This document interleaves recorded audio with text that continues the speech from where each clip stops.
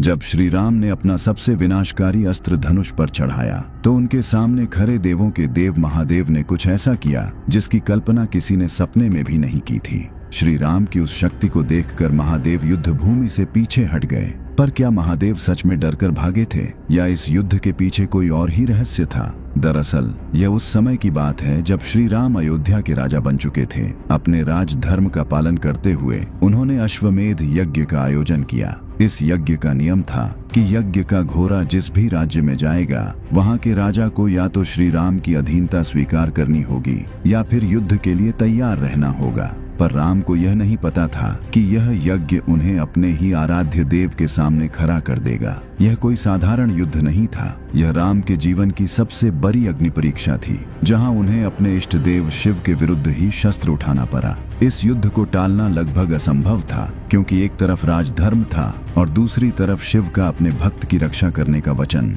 इस प्रकार श्री राम अपने ही बुने हुए धर्म संकट में फंस गए। और यह बात लंकेश रावण तो नहीं पर कोई और भली भांति जानता था। तभी तो जब श्री राम का अश्वमेध यज्ञ का घोड़ा देवपुर नाम के राज्य में पहुंचा तो वहां के राजा वीरमणि ने उसे पकड़कर चुनौती दे डाली। राजा वीरमणि कोई साधारण राजा नहीं था, वह भगवान शिव का परम भक्त था और उसे महादेव से अपनी सुरक्षा का वरदान प्राप्त था। अगर कोई उसे मारने की मंशा से राज्य में आता भी तो शिव के गण उसकी रक्षा के लिए तैनात थे। पर अगर कोई उन गणों को भी हरा दे तो भी वह वीरमणि का कुछ नहीं बिगाड़ सकता था, क्योंकि उसकी रक्षा स्वयं महादेव अपनी शक्तियों से करते थे।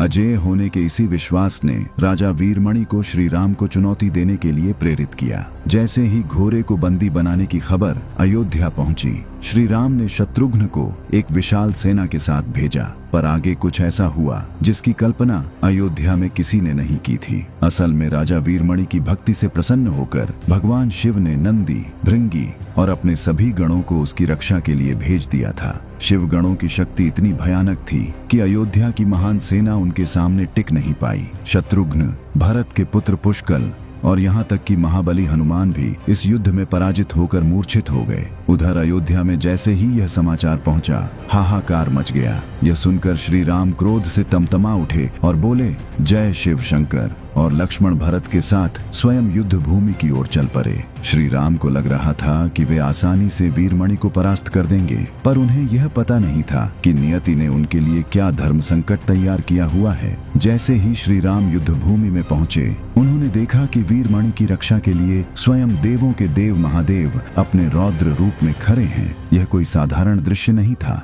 यह सृष्टि के पालक और संहारक का आमना सामना था, जिससे पूरा ब्रह्मांड कांप उठा। राम ने हाथ जोड़कर कहा, हे प्रभु, आप मेरे आराध्य हैं, पर मैं यहाँ राजधर्म से बंधा हूँ। शिव ने उत्तर दिया, राम, यह मेरा भक्त है और इसकी रक्षा मेरा धर्म है। इतना कहते ही दोनों में एक ऐसा प्रलयंकारी युद्ध छिड़ गया जिसकी कल्पना नहीं की जा सकती। श्री राम अपने बाण चलाते और वे शिव में समा जाते। जब राम के सभी अस्त्र विफल हो गए तो उन्होंने कुछ ऐसा करने का निश्चय किया जिससे तीनों लोग सिहर उठे।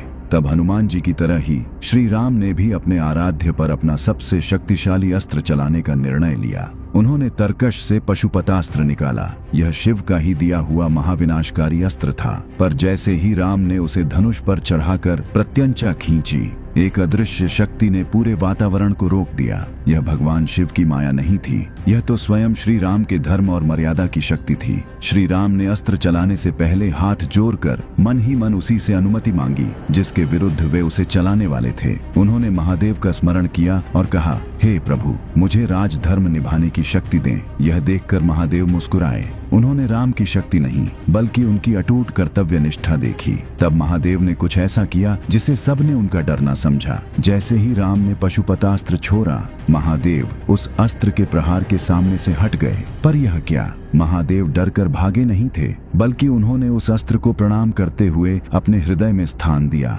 पशुपतास्त्र शिव के हृदय में समा गया और वे बोले, हे राम, मैं तुमसे और तुम्हारी कर्तव्य निष्ठा से अत्यंत प्रसन्न हूँ। महादेव को समझ आ गया था कि राम कोई आम मनुष्य नहीं बल्कि स्वयं नारायण हैं, जो धर्म की स्थापना के लिए लीला कर रहे हैं। यह जानते ही महादेव तुरंत ही अपना प्रभाव समाप्त कर वहां से अंतर्ध्यान हो गए और फिर श्री राम ने आसानी से राजा वीरमणि को पराजित कर यज्ञ का घोड़ा छुड़ा लिया। युद्ध के बाद राम के कहने पर शिव ने सभी मृत योद्धाओं को पुनः जीवित कर दिया।